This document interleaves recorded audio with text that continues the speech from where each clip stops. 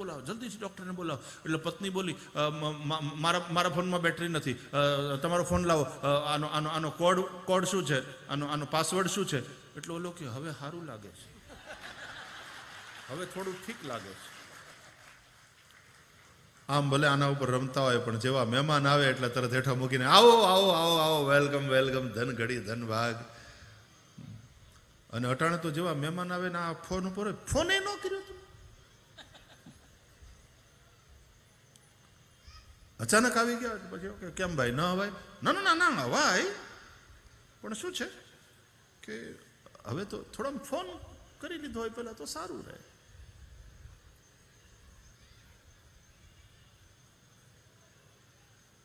હું તો હમણાંથી કથાઓમાં કયા કરું છું કે હવે આ બહેનોના જુદા જુદા જે વતો હતા ને, સંતોષીમાનો શુક્રવાર કરતા બહેનો, પછી જયા પાર્વતીના વ્રત, દિવાસાનું હોય,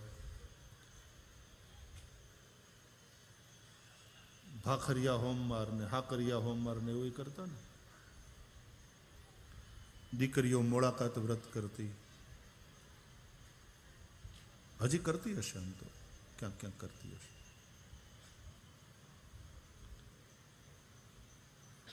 એ બધા વ્રત અનુસાર હવે એક આ કલિકાલમાં અત્યારના સમયમાં 1970 પૂરું થવા જઈ રહ્યું છે, ત્યારે એક નવું વ્રત કરવાની જરૂર છે. પુરુષો, ભાઈઓ, બહેનો, મોટા, પ્રૌઢ, યુવાનો, બધાએ એક વ્રત કરવાની જરૂર છે, મોબાઈલ વ્રત.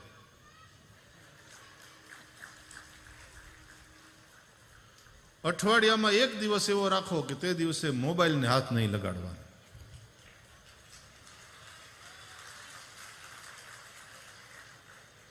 પછી બીજા દિવસે કોઈ કે મેં તને ગઈકાલે કેટલા ફોન કર્યા, પણ કેટલા ફોન કર્યા, તે ઉપાડ્યો જ નહીં, તું મિસ્ડ કોલ તો જોજે.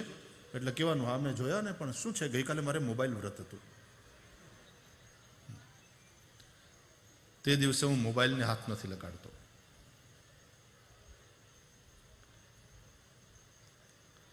આ વ્રત કરવાવાળાને મહાન પુણ્યની પ્રાપ્તિ થાય છે. એના મનની શાંતિમાં વધારો થાય છે. આ વ્રત કરવાવાળાના દાંપત્ય જીવનમાં સુધાર આવે છે. એના પારિવારિક જીવનની અંદર સંવાદિતા સર્જાય છે. આ બધા વ્રતના ફળ છે. આ વ્રત કરવાથી માણસના પૈસા બચે છે, એની સંપત્તિમાં વધારો થાય છે. આ વ્રત કરનારના મગજથી સંબંધિત અનેક રોગોની સંભાવનાઓ ઘટી જાય છે. જે કહેવાય છે તે પોતે કલિકાલમાં આ વ્રત કરવાવાળાને મહાન લાભની પ્રાપ્તિ થાય છે. જેટલો જેનો ફોન મોંઘો, એના માટે આ વ્રત એટલું જ કઠિન કહેવાયું છે.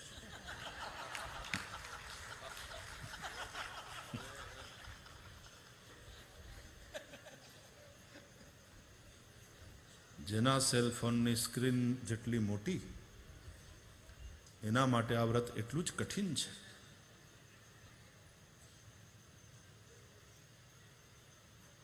જેણે આખા મહિનાનું નેટનું પેલું પેક ખરીદી લીધું હોય અને નિશ્ચિત રૂપિયામાં અનલિમિટેડ ડાટા જેને અવેલેબલ હોય, એના માટે આ વ્રત વધારે કઠિન મનાયું છે. પણ છતાં જે સંયમપૂર્વક આ વ્રતને કરે છે, એને સર્વ પ્રકારે સુખ, સમૃદ્ધિ, શાંતિની પ્રાપ્તિ થાય છે.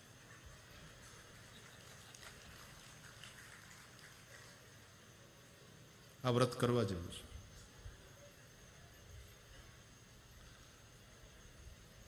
અને જો બને તો આમ તો જેમ સવાર, બપોર ને હાંજ ત્રિકાળ સંધ્યા કરીએ ને, એમ ત્રિકાળ મોબાઈલ કરો ને, અડધો કલાકના 3 સેશન કરી નાખો. એક સવારના ઉઠીને થોડી વાર અડધો કલાક, બપોરના થોડીક વાર નવરા પડ્યા ત્યારે થોડી વાર જમ્યા કરવા પછી અડધો કલાક, અને પછી રાતના before you go to bed જોઈ લેવાનું કેટલું પેલું છે. આવું જો થાય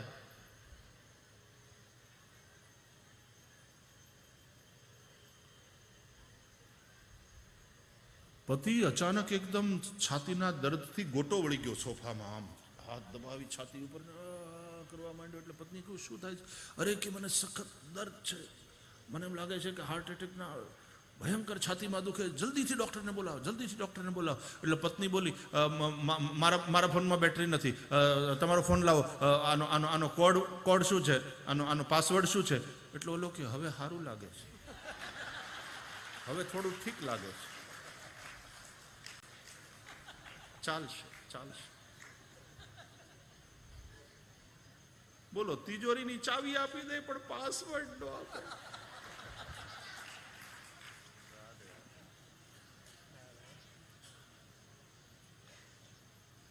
કોરો ચેક સાઇન કરવા તૈયાર.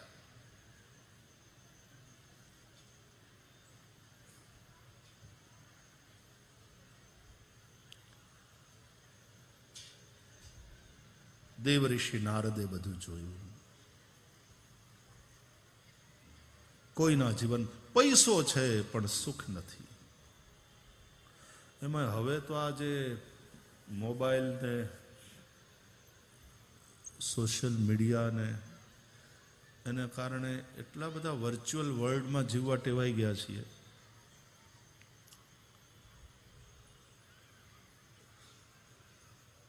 ફેસબુક ઉપર ઘણા બધા ફ્રેન્ડ્સ હોય, હકીકતની દુનિયામાં એકેય ફ્રેન્ડ ન હોય. ટ્વિટર ઉપર એટલા બધા ફોલોવર હોય અને ઘરમાં પત્નીને રીંગણાનું શાક બનાવવાનું કહે તો ઓલી બટેટા બાફીને બેઠી હોય, એ ફોલો ના કરે.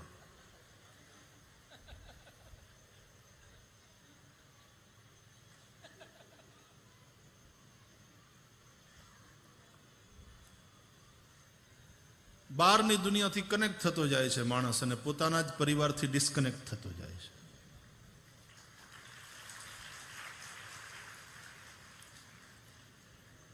રાતના 1:30-2 વાગ્યા સુધી છોકરાઓ જાગે, નેટ ઉપર હોય, સોશિયલ મીડિયા ઉપર હોય, ચેટ કરતા હોય. બાપાની હારે વાત કરવાનો ટાઈમ ના હોય, પોતાની ઘરડી દાદીમા પાસે બેસવાનો સમય ના હોય. રિસર્ચ એમ કે છે, એમાં ખાસ કરીને શહેરના છોકરાઓ, ખાસ કરીને યંગ જનરેશન સ્લીપ ડિપ્રાઇવ્ડ છે. બહુ ઓછું ઊંઘે છે છોકરાઓ. એને કારણે પછી સ્મરણ શક્તિ ઓછી થતી જાય છે અને સ્વભાવ ચીડિયો થતો જાય ઓછી ઊંઘને કારણે, અને સ્વાસ્થ્ય ઉપર એનો દુષ્પ્રભાવ પડે છે. નિંદર જેટલી જોઈએ એટલી જોઈએ. આ સેલ ફોને એટલો જબરજસ્ત ઇમ્પેક્ટ છે એનો માણસની લાઈફ ઉપર. ટેકનોલોજીનો વિરોધ નહીં કરી શકાય, એનાથી વેર કરશું એ નહીં ચાલે, પણ વિવેકપૂર્વક એનો ઉપયોગ કરી શકીએ આપણે એટલું તો થાય ને. લોકોના વ્યવહારમાં ક્યાંય સત્ય નથી, झूठ पर आधारित जिंदगी बन गई है लोगों की. पग पग पर झूठ, बेईमानी, ईमानदारी कहीं नहीं है. તપ નથી. તપ એટલે સત્ય માટે સહેવું પણ સત્ય ન છોડવું તે. એને બદલે લોકો એમ કહે છે કે આ કઈ સત્યવાદી હરિશ્ચંદ્રનો જમાનો નથી ભાઈ. 2 પૈસા કમાવા હોય તો થોડું આડું અવળું કરવું પડે.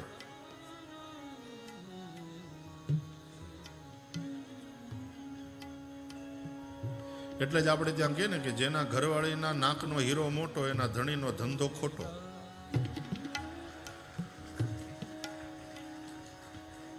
આટલો બધો મોટો હીરો એમને એમ થાય નહીં.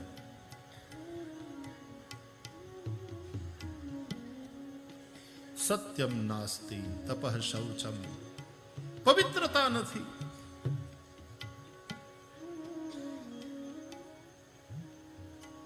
ભારતમાં તો હવે સ્વચ્છતા નથી રહી ને પવિત્રતા ધીમે ધીમે ધીમે સમાપ્ત થતી જાય. આપણે ક્યાં જઈશું? આમ તો બગડવાનું ચાલુ થયું હશે ત્યારથી આ નારદજી આંટો મારવા નીકળ્યા ત્યારે આવું હતું, કારણ કે કળિયુગનો પ્રવેશ થઈ જ ચૂક્યો હતો. દયાદાનમ ન વિદ્યતે, ન દયા હૈ ન દાન, ઉદરમ ભરિણો જીવા. નારદજી કહે છે મેં જોયું પેટ ભરા થયા છે બધા. પેટ ભરવું એ જ પુરુષાર્થ. આળસુ થયા છે, કૂટ ભાષિણ, કડવું બોલનારા થયા.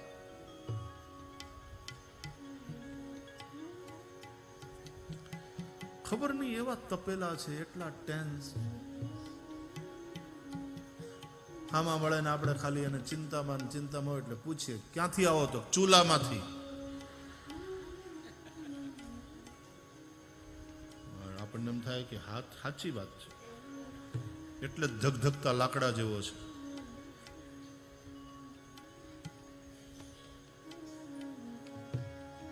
બાજુમાં છોકરું બેઠું હોય ને આપણે પૂછીએ કે આ બાબો તમારો, તો નહીં તમારો લઈ જાઓ. નહીં એટલે ભાઈ અમારે નથી જોતો, તારો હોય તો તું રાખ, તને પૂછ્યું ખાલી.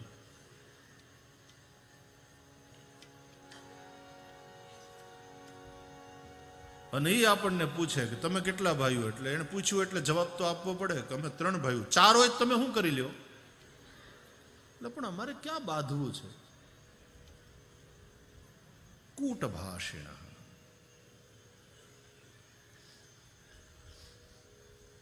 ઘણા તો બોલે છે કે બાંધે છે ખબર ન પડે. વાણી હાવ વિવેક વગરની.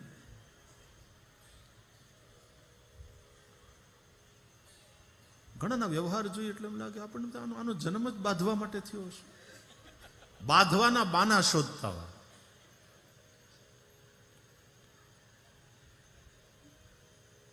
કૂટ ભાષિણ.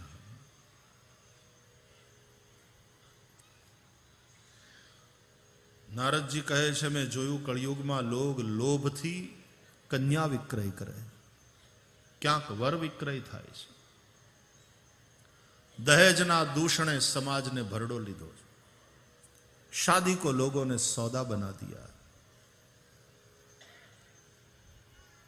पति पत्नी में झगड़ा થાય છે. એમાં જે એક મૈત્રી હોવી જોઈએ એનો અભાવ દેખાય છે.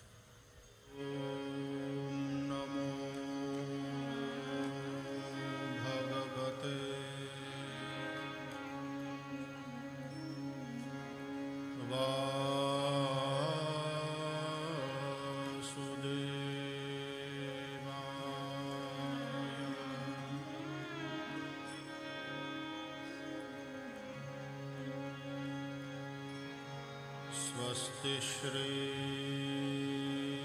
गणेशाय नमः.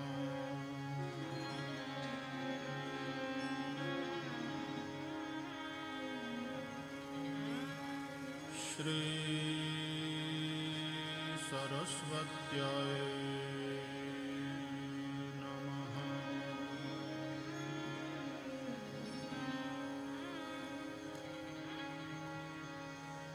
श्री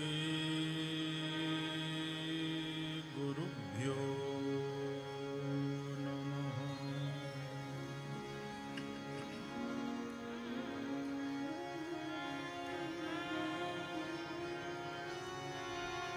वंशे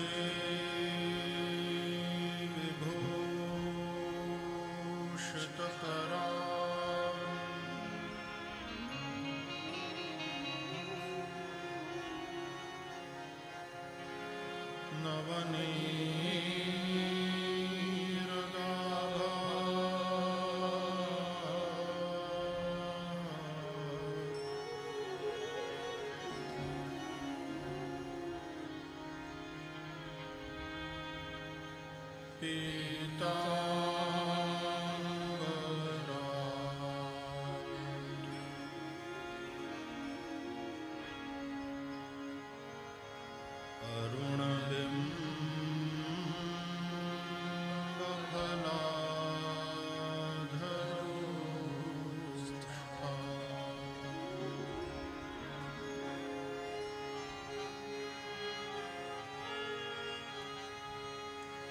Oh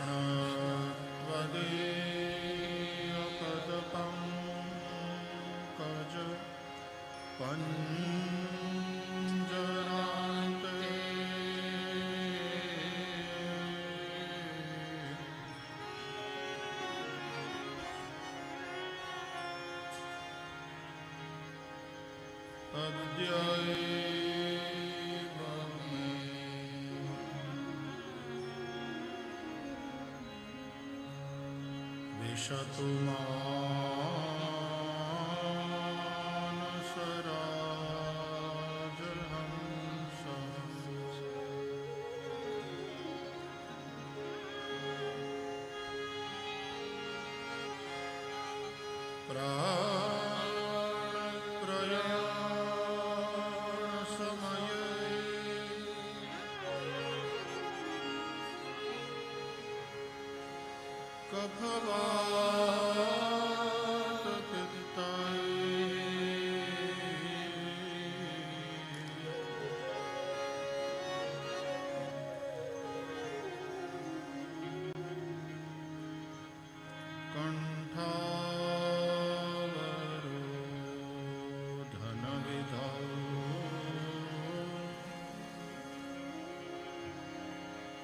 स्मरणं कुतस्ते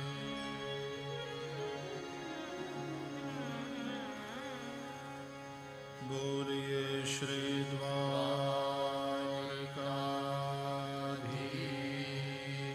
की जय। श्री बालकृष्ण लाल की जय। सद्गुरु भगवान की जय। ओ